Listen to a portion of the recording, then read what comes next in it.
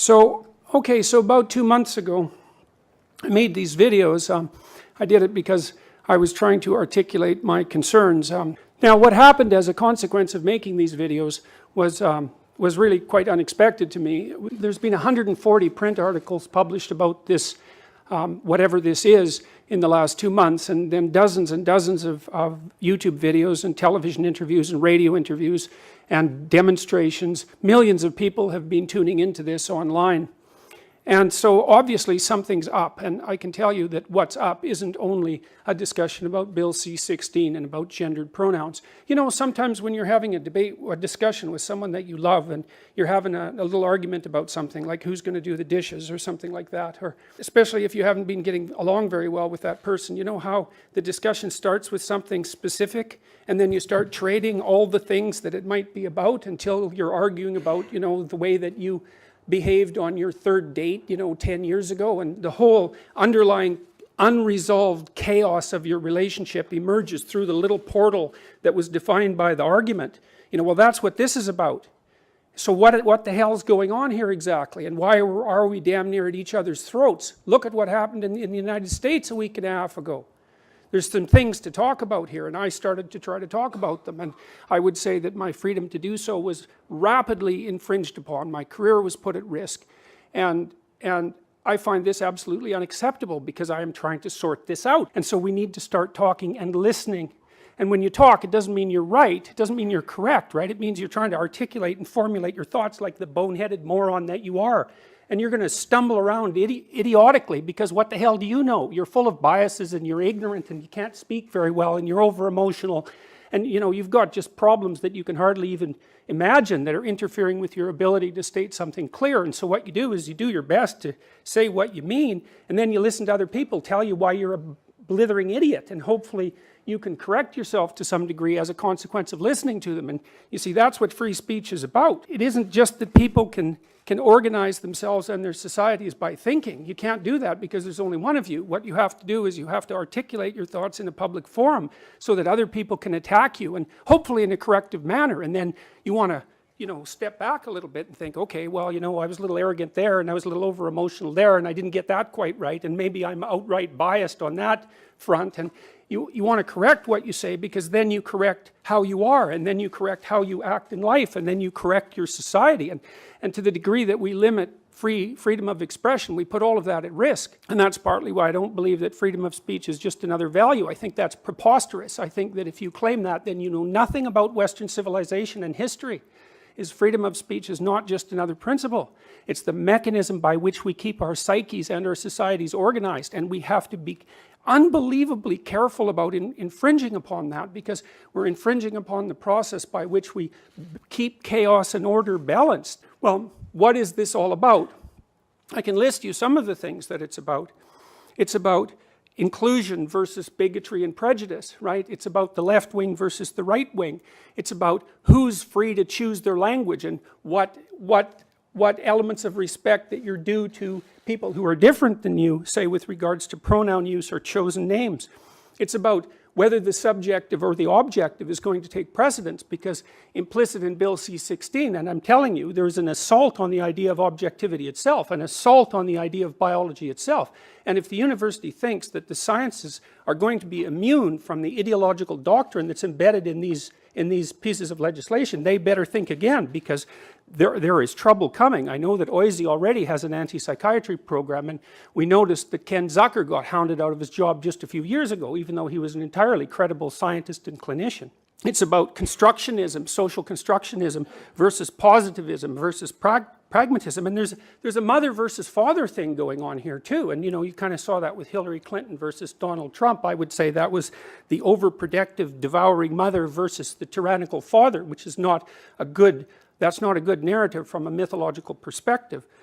It's about also the adversarial spirit, I would say, versus the logos. And the adversarial spirit is the spirit that claims what I think right now is correct above all else, and I have nothing whatsoever to learn, versus the logos. And the logos is a very complex idea, and that's that the proper citizen is the person who embodies truth in speech and attempts to act it out. And that also includes listening, because listening is part of communicative intent. And I think at the moment that we're embroiled in a war on every single one of those dimensions, and several others that I haven't had time to list. And the evidence that we're in that sort of war is precisely the fact that this has attracted so much attention. I mean, I just sat in my bloody office at home and threw up a couple of amateurish videos, more or less attempting to articulate my feelings about a couple of policies, and it's like all hell broke loose. And why? Well, because that hell is right underneath the surface. I hate to stop there, but you're at the end of your time. I'm done.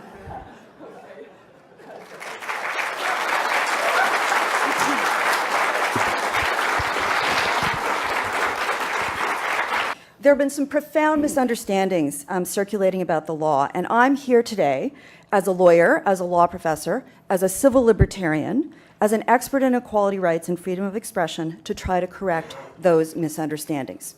So let's start with Bill C-16, which passed third reading yesterday in the House. It's the proposed federal legislation that does three things. First, it adds gender identity and expression to the Canadian Human Rights Code. Ontario has had these since 2002. The federal government here is simply playing catch-up. There is absolutely nothing unprecedented in this. Number two, Bill C-16 adds gender identity and gender expression to provisions in the criminal code that define an identifiable group for the purposes of advocating genocide, the public incitement of hatred, and the willful promotion of hatred. The Supreme Court of Canada has said there's a very clear definition. The threshold is violence. In fact, there has to be personal violence. It is an extremely high threshold. The court has said over and over again, and I quote, it is, quote, the unusually strong and deep felt emotions of vilification and detestation. The court has said it is not disdain, it is not dislike, it is not offense.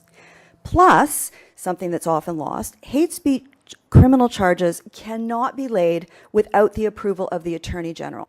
Third, Bill C-16 adds gender identity and expression to the provisions of the criminal code that deal with sentencing for hate crimes. So now, evidence of hatred on the basis of gender identity and expression could be taken into account. This has no impact on pronouns, unless, of course, an accused was misusing pronouns while assaulting, sexually assaulting, or murdering someone. Now let's look at the Ontario Human Rights Code. It's not constitutional law, which limits government action. It's not criminal law, where the state prosecutes individuals and sends them to jail. It's a type of civil law where private individuals can sue one another. And the remedy is generally damages. Since 2012, the Ontario Human Rights Code has prohibited discrimination and harassment on the basis of gender identity and expression. It prevents discrimination and harassment against trans and gender non-binary individuals in employment, housing, and services. So what does this require in relation to pronouns? According to the Ontario Human Rights Commission's policy, section 7.4, it specifically said that refusing to refer to a person by their self-identified name or proper pronoun could constitute gender-based harassment. Refusing to refer to a trans person by their chosen name and a personal pronoun that matches their gender identity or purposely misgendering will likely be discrimination when it takes place in a social arena covered by the code, including employment, housing, services like education. What about gender-neutral pronouns? Well, the Commission has said the Ontario Human Rights Code does not require any particular gender-neutral pronoun. If in doubt, ask the person how they wish to be addressed. Use they if you don't know, or simply use their chosen name. Is this the first time that a law has decided what we must say as opposed to what we cannot say? No, not at all, not even close. It's not uncommon for the law to require expression. Bilingual labeling requirements on food packaging, health warnings on cigarette packages, the oath of allegiance to the Queen that must be sworn at citizenship ceremonies. Does the requirement to not misgender the pronouns violate freedom of expression under Section 2B of the Canadian Charter of Rights and Freedoms? Probably it does. The Supreme Court of Canada says any restriction on speech is a prima facie violation of Section 2B. There's this whole other section in the Charter called Section 1, which says that all rights and freedoms are subject to reasonable limits as are demonstrably justifiable in a free and democratic society. why it all matters is because people matter.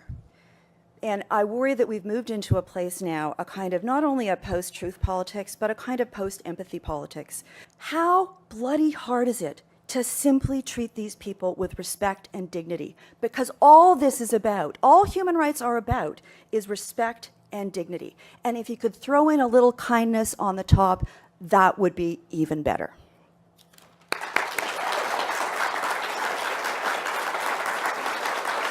So I'm going to read you something that a graduate student sent me from the University of Toronto the other day, and I can also tell you that I've received hundreds of letters like this. Today, I had a tutorial at the University of Toronto where I talked about Jordan Peterson and issues of personal identity, legally sanctioned identity categories, etc. I brought up a video of a tall white man in his 30s who asked students at a university how they'd react if he told them he identified as a woman, as black, as short, and as 5 years old. Spoiler alert. Students in the video resist some of the later categories a bit, but are mostly accepting. Still, students were not engaging in discussion. I asked them why. One said it was because she was worried to share her opinion for fear of being singled out or saying something offensive. I asked who else was not speaking for that reason. The whole class put their hands up. No participation. Why? They weren't uninterested. They were afraid to speak their minds. The PC police are in your heads. You just heard a lawyer's opinion. I have many lawyers' opinions, by the way. I'll start with lawyer one, who was the counsel to several prime ministers. He talked to me about the Human Rights Tribunal because I went and saw him 2 weeks after this all started. Human Rights Tribunal is a kangaroo court, in my opinion, and it should be abolished as fast as possible. It's one of the many institutions in Canada that pose a threat to your freedom that is of almost unimaginable proportions. Here's what this top lawyer told me. If I'm taken in front of the Human Rights Tribunal, it will cost me $250,000. I will pay the legal costs for my opponents, and I will lose. He said, go back to your safe little life and shut your mouth. Second lawyer told me, my critique of the Ontario Human Rights Commission is spot on. And absent the Charter of Rights and Freedoms, which has these contradictions built into it that you just heard described, much of what I was saying was illegal and has been illegal since 2012. Lawyer 3 told me that if I breached a tribunal order, so imagine I was taken in front of the Human Rights Tribunal and I was fined and then I refused to pay the fine, which I've stated that I would do. That equals contempt of court, which inevitably means jail until the contempt is purged. The social justice tribunals and the SJWs, social justice warriors who staff them, have a rogue nature. They can search your house without a warrant. They can use secret hearings. There are no rules of evidence, and the judges are unaccountable.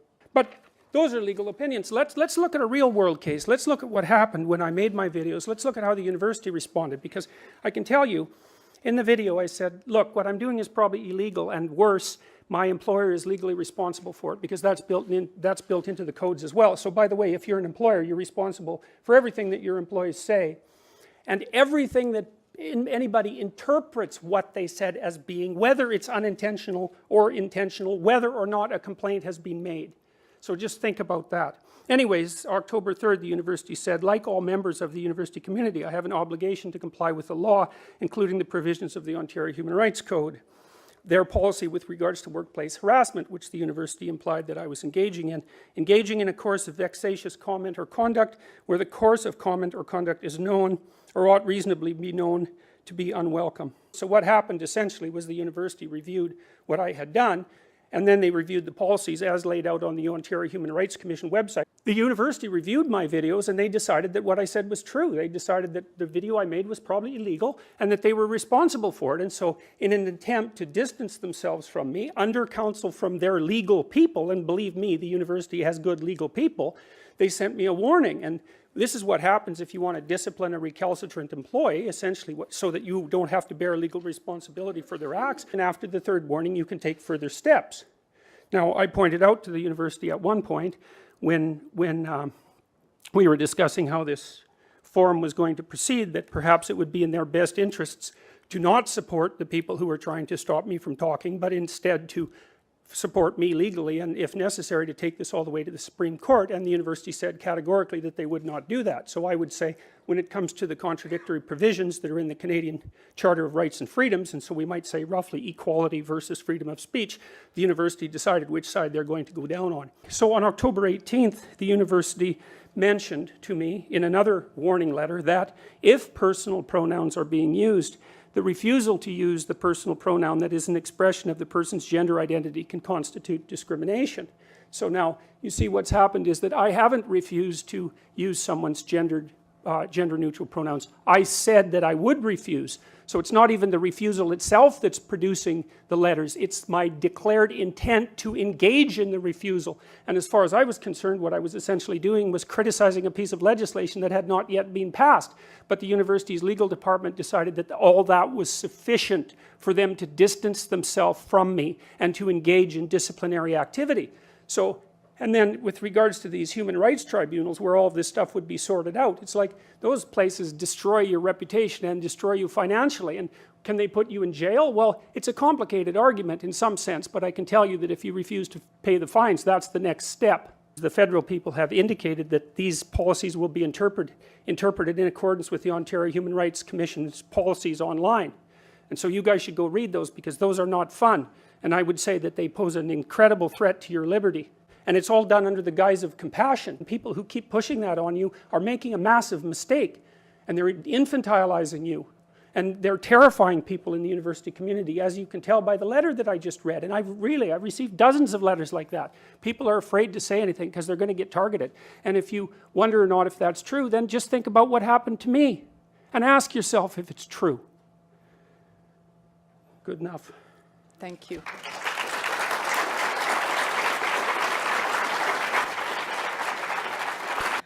As a Trinity College and OISE alumnus, I'm typically delighted to return to the University of Toronto. Today is different. To make sense of what it means to be here today, I've found myself going back frequently to the 1989 debate at Western on the subject of race and IQ between Philip Rushton and David Suzuki. To borrow David Suzuki's opening words on that day, quote, "I do not want to be here. I do not want to dignify this man and his ideas in public debate," end quote. There was, in 1989 at Western, as now, an extraordinary media frenzy concerning the apparent threat to academic freedom posed by the mere possibility that academic freedom is not an absolute guarantee, that as scholars, our relationship with knowledge and with the public trust is tempered by responsibilities and limitations. Of crucial import to my argument today is that this is a relationship structured not on juridical grounds. This is not about the law, but on ethical grounds. The very real effects of the knowledge claims that we make as scholars require that our claims be subjected to rigorous critical scrutiny. And there is no set of knowledge claims more important to subject to critical scrutiny than statements that appear to perpetuate and to incite already existing forms of hatred, violence, and prejudice toward members of minority groups. We need to identify and address the claims made in the recent public works of Jordan Peterson, claims about trans people, claims about the validity of gender identity, claims about the proper use of pronouns, and claims about academic freedom rights. And let's be clear, we have a unique difficulty here today in subjecting these claims to scholarly scrutiny. What kind of claims can you have in amateurish videos? The recent public works of Jordan Peterson provide a fabulous case study of the cultural production of true believers, the cultural production of ignorance in an age of reactionary populism. So let's take a look at how consequential and studied ignorance works in relation to gender. Here are the major claims of Dr. Peterson's recent public works, specifically the first of 3 lectures concerning Bill C-16. And I will quote directly here from my lecture transcript. Bill C-16 scares me, lectures Dr. Peterson. The Ontario Human Rights Commission is a particularly pathological organization. Social justice warrior types are overrepresented, and I can't help but think it's because our current premier is a lesbian. And the LGBT community has become extraordinarily good at organizing themselves and has a fairly pronounced and very, very sophisticated radical fringe. Gender identity and gender expression are not valid ideas. They're not true. There's no evidence for it. I don't know what the options are if you don't identify as a man or a woman. There's an idea that there's a gender spectrum. I think it's an ill-informed opinion, end quote. Rather than to address himself to the scientific evidence concerning gender identity and expression, and by adopting rhetorical strategies more common to breitbartnews.com than a university professor's lecture, Dr. Peterson goes on to discredit the very constructs on political grounds instead of on grounds provided by scholarly evidence, that these constructs are, in no particular order, leftist, radical, and politically correct. On the subject of pronouns and gender expression, Dr. Peterson is emphatic that, quote, I don't recognize another person's right to determine what pronouns I use to address them. I won't do it. For the vast majority of people, he goes on to say, gender identity and sexual orientation, and I guess he means sex, are the same thing, end quote. As for the definition of transgender, Dr. Peterson claims that, and I quote, I don't believe that these people, these terms stand for good things. I think that these people use these terms as a pretense that they stand for good things, as a pretext for them to continue their nefarious activities, end quote. Well, this is hardly the stuff of academic scholarship. I'm a member of the Global Education Initiative of the World Professional Association for Transgender Health, and I can tell you without a shred of doubt that there is no link between the public claims made by Professor Jordan Peterson about gender generally and transgender specifically, and a body of easily accessible peer-reviewed scholarship. This body of peer-reviewed research knowledge provides conclusive evidence that whereas anatomical sex is perhaps dimorphically categorical, and that's only if we choose to ignore intersex, that secondary sex characteristics cannot be argued simplistically to be determined by chromosomal sex, and that there is highly significant diversity in gender identity and expression, which exists on a continuum that reveals persistent differences that cannot be explained by sex assigned at birth. Gender identity and expression are dynamic, biosocial aspects of human diversity that are culturally and socially in a complex relationship with matter. Gender identity and expression are linked both to the extraordinary plasticity of human life and the fluidity of identity, and as well, and this is where we must pay close attention, linked to gender-based violence, to minority stress, and threats to a whole host of rights in Canada that are not up for debate here today. These rights include the right to recognition, the right to communicability of presence, the right to culturally competent institutional climates, and perhaps the most profound of all rights, the right to safety and the right to culture and access to knowledge. Whereas almost all the media attention on the Jordan Peterson affair has focused on the possible threat to his academic freedom, I want to focus instead on the ethical significance of an academic's total dereliction of academic responsibility. Academics are never free to distribute totally bogus claims while trading on the value provided by their title as a professor in a great Canadian university, and perhaps even worse, as a clinician registered by an accreditation body. Quite the contrary. Every faculty member takes on academic responsibilities that embody an ethical commitment, which is precisely not responsibilities required by the law. Academic knowledge that appears to codify knowledge about minority populations must not add to the harms already facing minority groups by itself contributing to the consolidation of ignorance, nor by inciting hatred toward members of these groups. Faced with Philip Rushton's perpetuation of racist assumptions in his research on race and IQ in the 1989 debate, David Suzuki concludes that one can only infer, quote, "He is either grossly ignorant or deliberately mischievous. Either way, what is required is action by scientists and academics.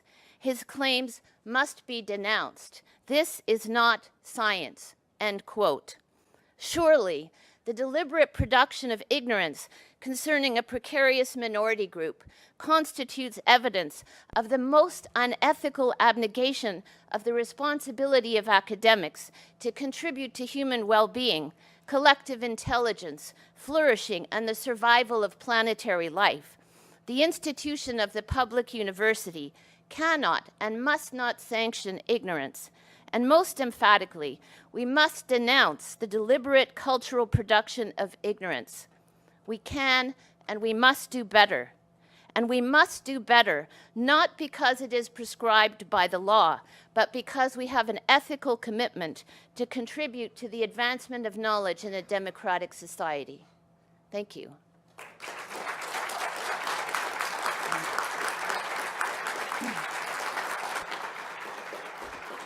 In law, we tend to distinguish between the law as it is and the law as we would like it to be. And the experts you cited seem to be critical of the law as it is, along with you. But does Professor Kosman's outlining of some of the elements of C16 in particular, does that give you any comfort? Does it allay any of your concerns that it really focuses on the advocacy of genocide or the commission of hate crimes, and that those kinds of things are probably the sort of restrictions that most people in the room would think were reasonable restrictions? No, it doesn't give me any comfort. And the reason it doesn't give me any comfort is because, as far as I'm concerned, what this is actually about has already played itself out in my case, and I already explained that to you. I would say a legal doctrine is something like a virus, and it has a life. That's not what we think. If you let it go into a living system, it propagates and it has effects, and the effects are a consequence of the philosophy that's embedded inside the law. And if you really want to know about this, you should read Alexander Solzhenitsyn's Gulag Archipelago, because what he does in that book is tell you how the hypothetically humane doctrines that were embedded in radical Marxism at the end of the 1800s unfolded into Soviet society and demolished it. But I want to tell you a little bit about what the law does. And this is with regards to its interpretation from the policy guidelines. It instantiates social constructionism into our legal system. You have to understand what that means. There's a huge debate about how human identity is upon what grounds human identity is predicated. Now, the radical social constructionists basically say that identity is nothing but a social construction, and that's in keeping with their philosophical doctrines, partly Marxist and partly postmodern. But that isn't, and that was what I was objecting to with regards to Bill C-16, because it insists, do you understand this? It makes this legal doctrine that biological sex, gender identity, gender expression, and sexual orientation vary independently. And they don't. Now, the reason they don't is because 98% of people, it's 99.7% of people, by the way, at least with regards to the most credible statistics, have a gender identity that's essentially identical with their biological sex. And almost everybody who is male and female by biological sex and gender identity dresses that way, and that's what gender expression essentially is. And then if you stack those three things on top of each other, they're basically isomorphic. You can add sexual orientation to that, and 98% of people are heterosexual. So the idea that those things vary independently is absolutely preposterous. But it's written into the law, and that has terrible consequences. You see, I don't know, for example, now, to what degree any discussion in universities of the biological differences between men and women are legal. And you think, oh, well, that's an exaggeration. It's like, well, I debated Nicholas Matt, I believe that was his name, a professor at the University of Toronto on TVO's The Agenda, and he said right out for everyone to hear that the scientific consensus is that there's no biological differences between men and women. And I've received letters from people who've told me that now the social justice activist types are complaining about the fact that the biologists assign biological sex to animals because it's only a social construct that we're projecting onto their being. And you know, we just heard that the chromosomal level of analysis is complex. It's not that complex. What we have is a bimodal distribution with a tiny number of exceptions, and that, by the way, is not a spectrum. I think you were just starting at the end of your discussion in your answer to the last question to talk a little bit about some of the points that Professor Bryson made about your picture of gender and the relationship between sex and gender and some of those issues. And you know, she lays out some of the science and some of the actual scientific findings around those issues. And I wonder, when you take a look at some of that research, how does it affect your thinking on some of these questions about, in particular, what some people think of as perhaps a rather simplified picture of sex and gender? Okay. One of the things it builds in, for example, is the claim that identity is only subjectively defined. And that's built right in. It says that your identity is whatever you think it is. Well, let me tell you, as a practicing psychologist, that's absolute rubbish. Your identity, look, when children are 2 years old, that's what they think. They think that their subjective reality is everything, and what you do is you socialize them between the ages of 2 and 4 to adopt an identity that's part of a cultural negotiation. It's like your identity is part of a cultural negotiation. It's partly the game you play and partly the game that I play with you, and I have to be a voluntary participant in that. And not only is it not subjectively defined, which detaches it entirely, by the way, from the underlying biological and the underlying objective reality, making any claim you want for your subjective identity valid. The other thing it does, it completely obliviates the idea that identity is actually a pragmatic entity, for God's sake. It's like if you're a lawyer or a father or a mother, like an identity that has some solidity to it. Your identity is also a vehicle within which you travel through life, right? It's a set of tools, a set of pragmatic tools that you use to interact with the social and the natural world. It's not only your subjective whim. The idea of gender identity, which is only defined subjectively in the relevant law, has been studied intensively by personality psychologists such as myself. In fact, my lab has done some of the, I wouldn't say the most fundamental research on it, but you know, we're in the ballpark. Here's a little story. Okay, so the differences between personality between men and women are basically what constitutes gender identity insofar as it's not merely subjective. And one of the things that's happened is that as the Scandinavian countries have equalized their political and sociological landscape, the differences in identity between men and women have got larger, not smaller. Do you understand that? That's a refutation of the social constructionist claim. So what happens is that if you flatten out the landscape so that there are very few socioeconomic differences, say, or sociological differences in the treatment between men and women, what happens is the biological difference maximizes. It maximizes. Do you understand? That means men and women get more different, not more the same. And the thing about women in the audience, bloody hell, you should think about this, because don't you want to pursue the things that you're interested in? And if you pursue the things that you're interested in, because you're interested in different things than men, I'm telling you, and if you look at the interest variation, this has been established technically, if you look at the interest variation, there's almost no overlap between men and women if you sum up the differences in interest and temperament. Okay?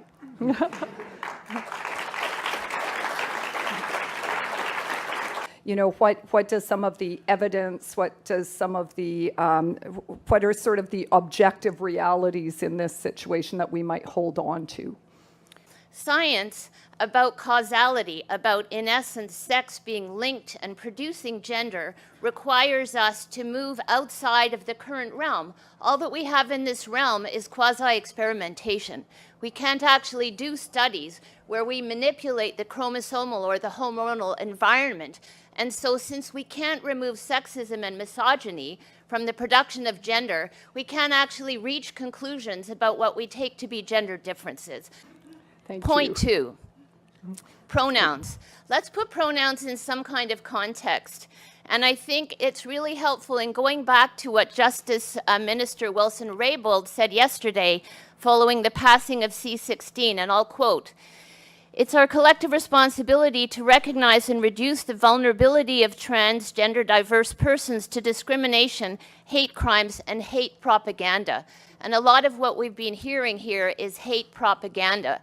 So what I want to say about pronouns is that we have to get beyond this simplistic discussion, which is either about grammatical infelicity, singular, plural, or that we should be nice to people. We actually have to deal with our responsibility in creating institutional climates that take very seriously the goal of reducing inequality. That has always been the fundamental goal of education. So at the University of British Columbia, the Trans, Two-Spirit, and Gender Diversity Task Force is looking at everything in the context of what Greta Bauer and her amazing colleagues at TransPulse call institutional and informational erasure. We're looking at housing, student health. How are trans and gender diverse students going to go to student health and get care that is both medically and culturally competent? How should we be organizing student information systems so that people can tell us their names and their pronouns? This is a technical challenge only, and we have to rise to the challenge. Professor Peterson, let's start with you. So this question says, you present your issue with Bill C-16 to be that the infringement of freedom of expression regarding gender pronouns is a problem. Do you hold the same stance with other discriminatory language in the Human Rights Code, such as being able to use racist terms with regard to students? And if you believe that one of these things is a violation but not the other one, why? I'm not sure I read that out all that well, but you get the idea. Okay, well, first of all, I don't think that these issues are the same. I don't think they're the same at all.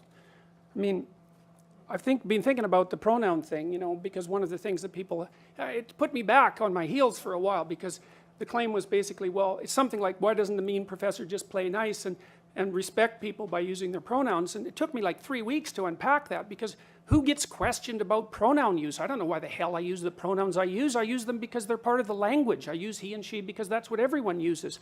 And so then I had to think about, well, why do we in fact use pronouns? And we use them in part for the same reason that we use other categories, and that's to simplify the world for functional purposes, roughly speaking. But then I was thinking, well, is the use of he and she a mark of respect? And the answer to that is, well, no, it's not a mark of respect. It can't be a mark of respect. What you call 4 billion people can't be a mark of respect, right? It's a mark of basic categorization. And so then the claim comes up, well, if someone wants you to use a particular pronoun, then you're disrespecting them if you don't. It's like, okay, let's think that through a bit. Well, that assumes that when I'm using he or she for people in normal parlance, that I'm actually indicating my respect for them. And that's not true. It's like, if I don't know you, I classify you generically, and basically I classify you in terms of how you present yourself publicly. I suppose that's your gender expression. And then I nail you with whatever pronoun seems to fit. It has nothing to do with respect. And besides that, you bloody well don't get to demand my respect. Why should you? You know, I mean, it's not like I respect everyone. That's a foolish thing to do. You respect people who are respectable. You know, you make value distinctions between people, and that doesn't mean you illegally discriminate against them. Those aren't the same thing. But I'm all for value judgments. Don't tell me that I'm not respecting people when I don't use their gendered pronouns. And the other thing is, I don't buy this whole idea that the people who are putting this legislation forward are valid representatives of the trans community. That's what they say they are. We have mechanisms for deciding whether someone's a valid representative of a community, and that generally involves democratic voting. I've received at least 20 letters from transsexual people who are on my side, and by the way, 0 from others, believe it or not, who are perfectly happy with the idea of gendered pronouns. It's just they want to be the other one. Now, you can have a discussion about that, and there's lots of things to be said about it, but the idea that this community that's coming out and demanding these rights is somehow representative of this homogenous oppressed minority, I think is rubbish. For this question, I'm going to ask both Professor Kosman and Professor Bryson to comment on it. So one of the objectives of the transgender and queer rights movement is to enter into public conscience in a way. And this person asks, this can only occur through public conversation. Do you worry that it may not be possible to have thoughtful discussion if there is government restriction about this kind of speech? And do you worry that it would skew discussion in one direction or another? So perhaps Professor Kossman first, and then Professor Bryson. I think that there is an important way to have public discussions around a whole range of issues. I would welcome a discussion on the role of hate speech provisions. I would welcome a discussion around the role of hate speech and its desirability, about whether the Supreme Court of Canada is right or not right in upholding its constitutionality. But I would like to have that debate with someone who is knowledgeable about the law.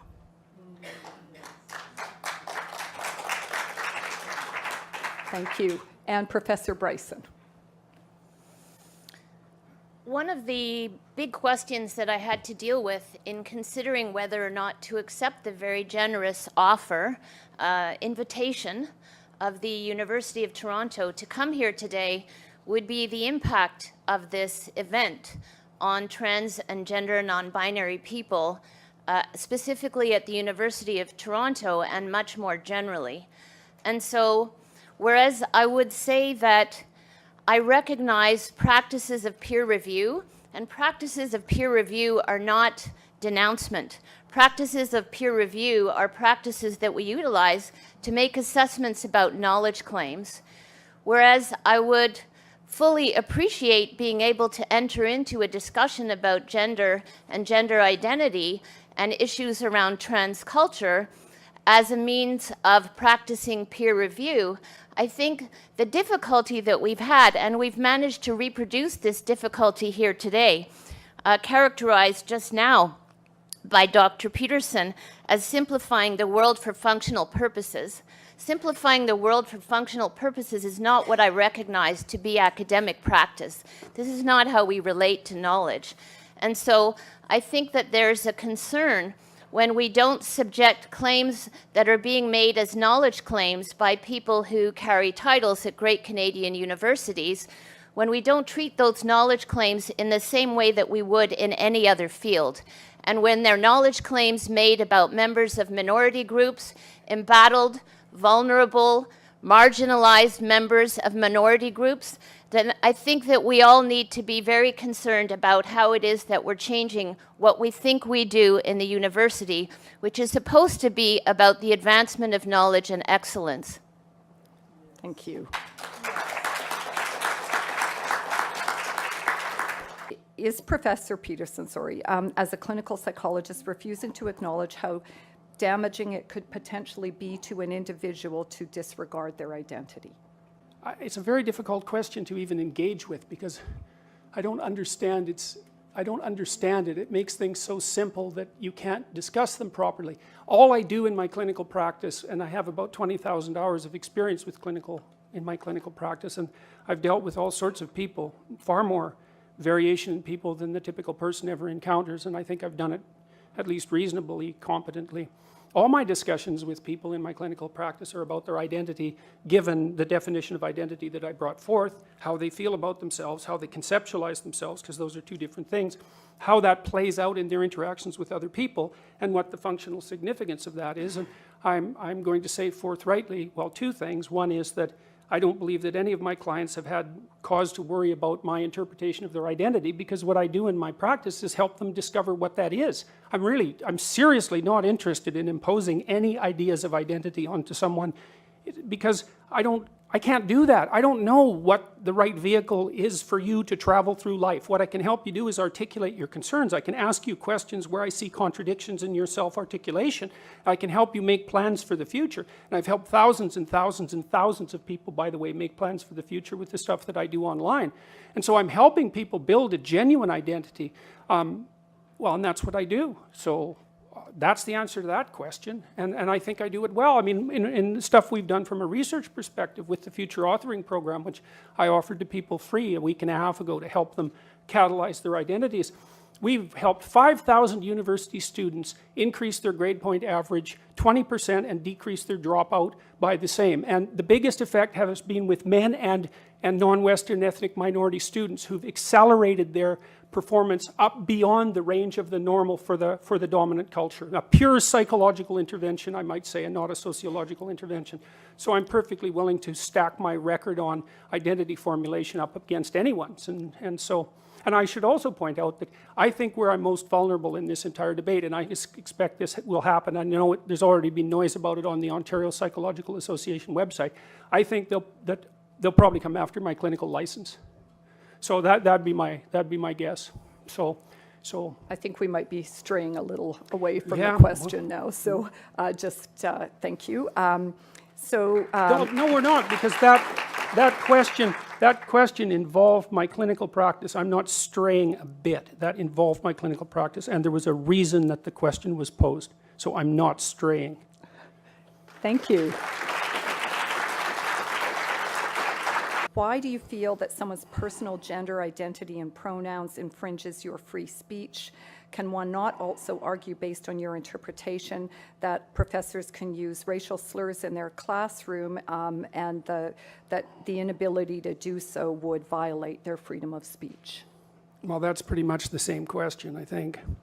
I think that we're crossing a dangerous line, and the line is the requirement that's being put upon people by government agencies with the full force of the law behind them to decide what language categories you're going to use. When I opened this debate, this forum, I tried to explain what this is about, and I couldn't explain everything that it's about because it's about too many things.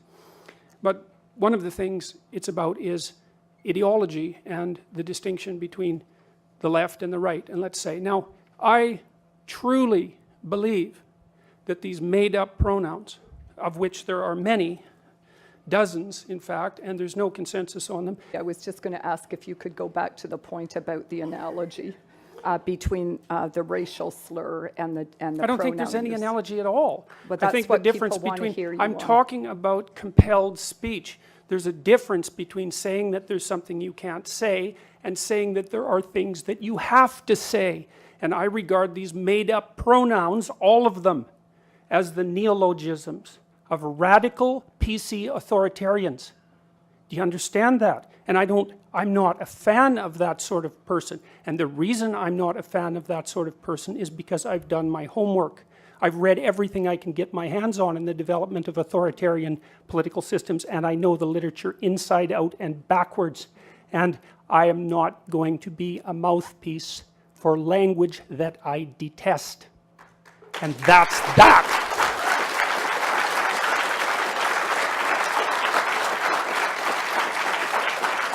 But from your perspective as someone who's also had a senior leadership role, as well as being an expert in the area, do you have any thoughts or guidance about what universities can do to ensure that we're moving things forward in a helpful, inclusive way? Let's talk about apologies. So this week we heard from Justin Trudeau's government about the apology that will be made to LGBTQ Canadians concerning the extraordinarily violent impacts of discriminatory activities that were also research activities happening at Canadian universities and elsewhere to locate and to fire LGBT Canadians from the public service and from the RCMP.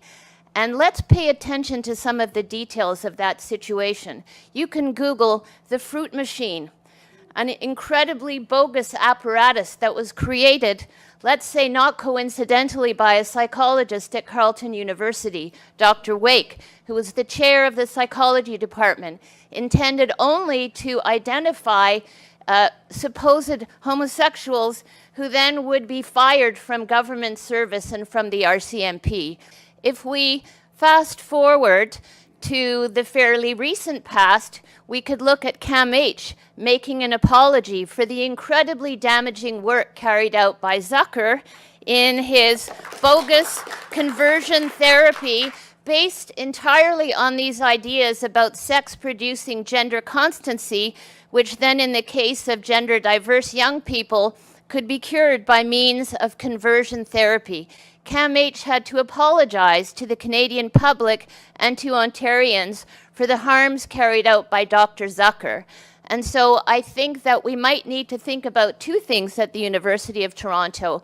And one would be an apology for any damages to the right to safety and the right to humanity on the part of trans and gender diverse people at the university and in the great city of Toronto more generally.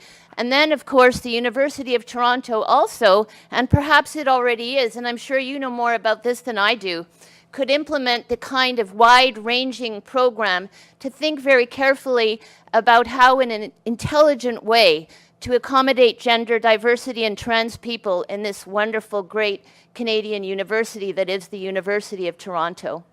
Thank you.